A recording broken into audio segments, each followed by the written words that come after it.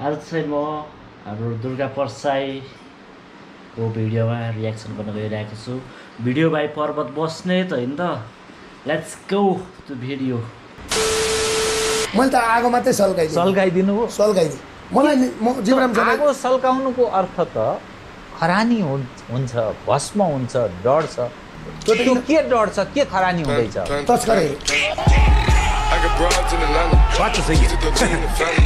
12,000 पुलिसले राजीनामा दिए। मैले अस्ति तपाईँलाई भनेको थिएँ होला तपाईँकै इन्टरभ्यूमा 10,000 पुलिसले दसैँ पछाडि राजीनामा दिन्छन् अनि भनेको थियो 12,000ले दिएर गइसकेछ। अब 20,000 सेवा नै छोडे अनि 25,000 खान किन त्यहाँ बस्थे।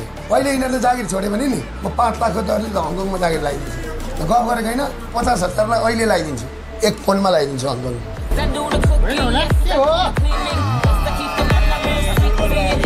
यो नेता होइन। अब देश त बनाउनु पर्यो। देश बनाउनु को त अब यो देश देशलाई सम्पन्न बनाउने, जनतालाई खुसी राख्ने, भ्रष्टाचार अन्तर सुशासनको प्रत्याभूति दिने। यहाँ आयो त दुर्गा 3 करोड जनताले यही देशमा बस्नु आयो दुर्गा प्रसाद मलाई साथ दिउँ एकपल्ट साथ दिउँ। मैले दमकको टावरमा लगेर यिनीहरूलाई यहीँ नै छु भने मेरो नाम दुर्गा प्रसाद होइन।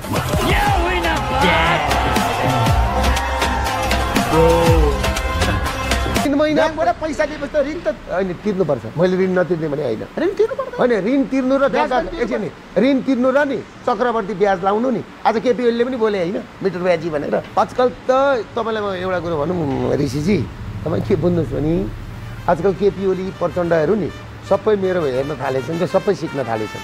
यिनीहरू कसका भेडा बाख्रा हेर्न गएका थिए पहिला।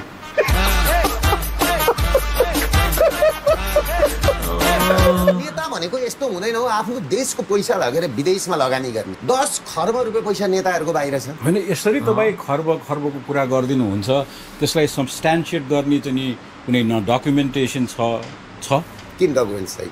मैले एउटा डकुमेन्ट सार्वजनिक गर्दाखेरि तपाईँहरू बोलिदिनु भयो, म गएर थुनामा परेँ। चोरले लगेर बाबा चोरले लगेर सम्पत्ति बाहिर राख है भनेर डकुमेन्ट्स देखाइदिँदाखेरि म थुनामा परेको त मलाई त्यत्रो थाहा छैन। तपाईले छ नि जुन यो सुनको लौरो चाहिँ उपहार किन प्राप्त गर्नु कारण के? सुनको लौरोको यस्तो रहेछ कुरा। वास्तविकता के हो? जनता जान्न के हो नि? सुनको लौरो हो। सुनको लौरो हो।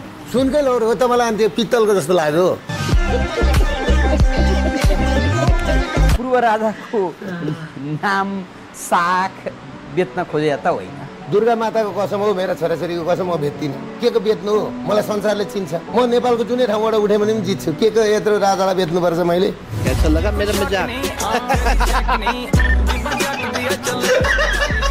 अनि देश चलाउन मलाई ठुलो कुरो होइन। सक्नुहुन्छ कि देश चलाउन दुर्गा पर्साईले? अनि यिनीहरूको भन्दा चाहिँ नि 20,000 गुणा राम्रो चलाउनु।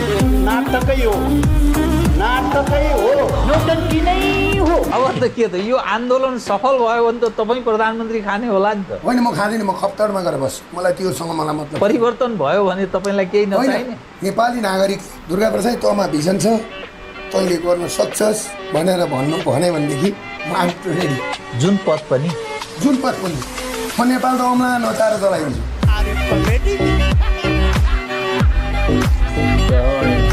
केही काङ्ग्रेस भनाउँदाहरू, केही एमाले भनाउँदाहरू, केही माओवादी भनाउँदाहरू हाँस्दै थिए।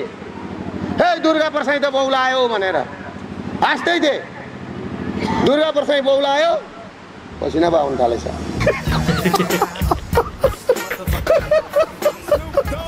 काङ्ग्रेस माओवादी कुनै पार्टी आए पनि नविश्वास नगर्ने होइन हो। यति बुझिदिनु भयो भने नि तपाईँहरूले यो लडाइँ जित्नुहुन्छ। तपाईँहरूले जित्नुभयो। किन भन्नु न, म अहिले उभिँदाखेरि नि साँच्चै भन्नु भने म कहीँ यसो पिसाब फेर्न निस्क्यो भने पनि नि प्रचण्डहरूको आमसभा जति मान्छे भेला हुन्छन् अहिले, होइन होला?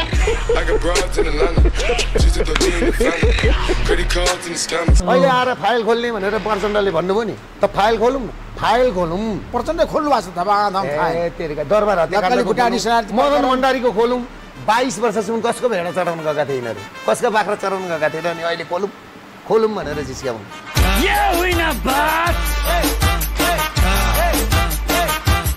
कुरो बुझ्नु हो कि हँसाको होइन सत्य कुरा। तिमी अगाडि बसेर नि नजिस्कन।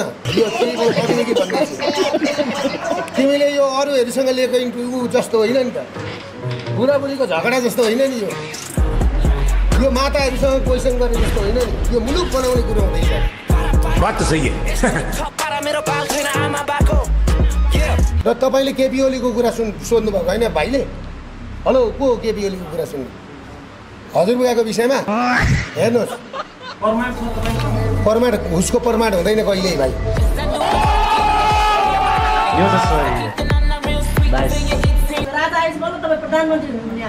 राजा आए नआए पनि नि अब हामीले देश अगाडि राजा आएनन् भने पनि हामीले राजा पर्खेर बस्छ दुर्गा प्रसादले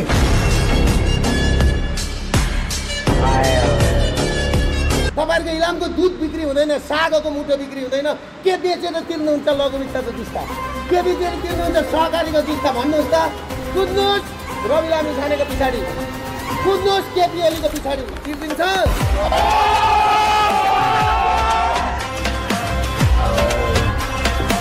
किराँत सभ्यता हो त किराँत राज्य दिँदा किराँत भूगोलको आधारमा उनीहरूको पहिचान दिँदा के हुन्छ किन अर्काको इतिहास मेटिदिनु इलामको चिया बगानमा कसले लगाएको रहेछ भन्दा जङ्गबहादुरका पालामा लगाएको रहेछ त्यो मारवाडीलाई दिएर इतिहास सिद्धाइदिएको होइन इतिहास सिद्धाएको हो कि होइन हौ कालो चस्मा लाउने बा हेलो कालो चस्मा लाउने बा हो कि होइन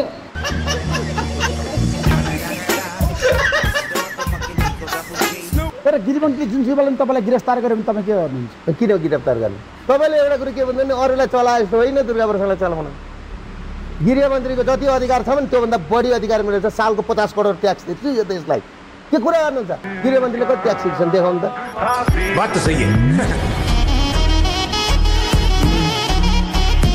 तपाईँले यो गर्न खोजेको जे काम गरिरहनु भएको छ यो एक किसिमको चुनौती मोलेर काम गरिरहनु भएको छ देशका लागि अति आवश्यक हो होइन भन्ने एउटा पत्रकारले भन्ने भन्दा पनि समयले देखाउने कुरा बहस गर्ने योग्य कुरा तपाईँले यी चुक्नु भएको छ तपाईँहरूको पत्रकारितालाई लेसन दिनुपर्ने तपाईँहरू मैले त तपाईँलाई बोलाएँ नि तपाईँलाई बोलाएर हुँदैन नि तपाईँले यहाँ सुन्नु न तपाईँले जर्नलिजम कहाँ गर्नुभएको भन्नु त तपाईँलाई नेपालमै अब गरिबको छोराले कहाँ हो तपाईँले जर्नलिजमै गर्नुभएको छैन तपाईँहरूको अहिले पनि पत्रकारिता के छ भन्दाखेरि नि खोज पत्रकारिता गर्नुहोस् न गाउँमा यो भएको छ यसलाई यसरी जाने हो कुरा भन्नु तपाईँहरूको के छ थाहा छ पत्रकारिता अदालतमा मुद्दा चलिरहेछ फैसला गरिरहेछ पहिला त्यो न्यायाधीशले के गर्ने त्यहाँ ब्रेक लाउनुहोस् कतिवटा ठाउँ हुन्छन् आफ्ना सिस्टम हुन्छन् आफ्ना कल्चर हुन्छन् कुरो बुझ्नुभयो कि त्यसले गर्दाखेरि बिग्रेको नि तपाईँहरूको पत्रकारिताले पनि बिग्रेको छ यहाँ नेतालाई मात्रै दोष नलगाउनुहोस् न दोस्रो नम्बरमा तपाईँहरू पनि हो मजा आयो कम्युनिस्ट भनेको के हो भने 2021 सालमा झापामा खोलेको थिएँ ठुलो धान मिल खोलेको थिएँ मेरा ढकालहरूलाई मारेर नेपाली उद्योगीहरूलाई मारेर मारवाडीहरूसँग पार्टनरसिप गर्ने र आफ्नो देश मारवाडीहरूलाई जिम्मा लाउनेलाई नै कम्युनिस्ट भन्दो रहेछ आफ्नो देश जिम्मा लाउनेलाई नै काङ्ग्रेस भन्दो रहेछ भगवान कृष्णले पनि के भनेको छ नि अन्याय र अत्याचार गरेपछि नि भगवानले पनि त्यतिखेर धनु तरकारी चलाएर चाहिँ मान्छे मारेका थिए अपराधीहरूलाई मार्नु सिवाय केही पनि हुँदैन त्यति मात्रै होइन यिनीहरू मरेपछि यिनीहरूको लास पनि दाह संस्कार गर्न दिनु हुँदैन कुनै एउटा म्युजियममा राखेर हाम्रो देश खोक्रो बनाउने हाम्रा चेलीबेटीहरू आज विदेशमा गएर बेचिनुपर्ने हाम्रा दाजुभाइहरू विदेशमा गएर चाहिँ झुन्डिएर मर्नुपर्ने स्थिति बनाउने यी तस्करहरू हुन् भनेर यिनीहरूको लासमा विद्यार्थीलाई लगेर पढाउनुपर्छ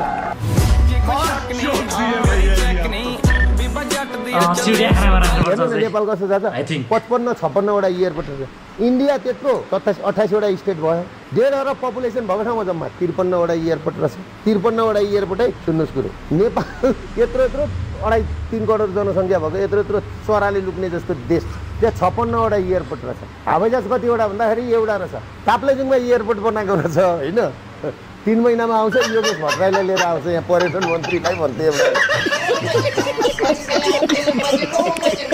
यो अनुहार हेर्नु त अब के लिने यीसँग के लिनु अलिक गतिलो भएर फिल्म खेलाउँदा पनि हुन्थ्यो ल अलिक राम्रो अनुहार थियो र अलिक उमेरका थिएन त यिनीहरूले नेता बनाउँथे नि नेता नि हो ल हेर्नु हो कि ल हेर्नुहोस् त यी बाको दाँत पनि रहन्छ अब के लान्छ त सहकारीले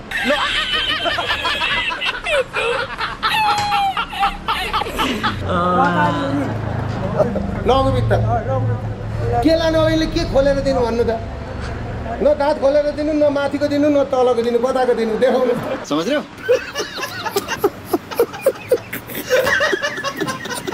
मैले भन्न खोजेको के छ नि यहाँ साथीभाइहरूले लेखे राईले मलाई किचियाको होला नि दुर्गा प्रसाईले भनेर सुँगुर उठाउँछु भन्दाखेरि मैले त्यो किचियाको होइन बरु तिनीहरूलाई भोट हाल्नुभन्दा सुँगुरलाई हाल्यो भनेदेखि ठिक हुन्छ हो कि होइन यिनीहरू भन्दा त सुँगुर कतिले पनि खान त पाइन्छ यार मजाले पोलेर खायो भने सुँगुरको मासु कति टेस्टी छ यी कुकुरहरूलाई त खान पनि मिल्दैन यो व्यवस्था परिवर्तन गरौँ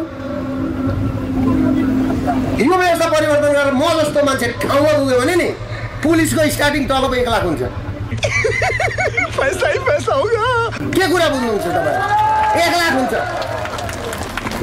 अघि उहाँले भने जस्तो हाम्रो स्वागतजीले भने जस्तो तपाईँहरू किन आत्महत्या गर्नुहुन्छ ठगिदिनुहोस् न एउटामै पारेर एउटालाई रागो लडाए जस्तो लडाइदिनुहोस् न जे पर्छ पर्छ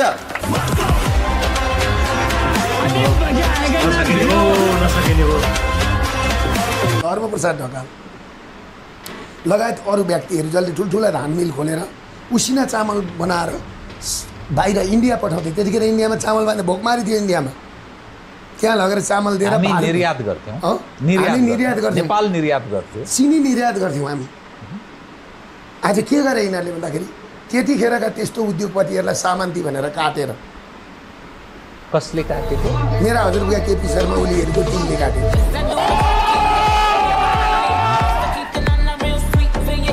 नेपालीहरू आज नेपालमा बस्न नसक्ने दैनिक 10,000 युवाले देश छोड्नुपर्ने रुँदै रुँदै एयरपोर्टको बाटो देश छोड्नुपर्ने र तपाईँलाई म एउटा कुरा भन्छु भुजन सर दसैँमा तपाईँको तिहारमा दसैँमा बुढाबुढीहरूले थालमा टिको लिएर जमरा लिएर फोनमा टिको फोनबाट टिको लगाएको पनि देख्नुभयो होइन तिहारमा तपाईँको भाइटिकामा बारीका पाटाभरि मखमली र सयपत्री फुल्या छन् फुल टिपेर माला लगाइदिने मान्छे पनि छैन माला उन्दिने मान्छे पनि छैन दुईटै छोरा पनि छैन छोरी पनि छैन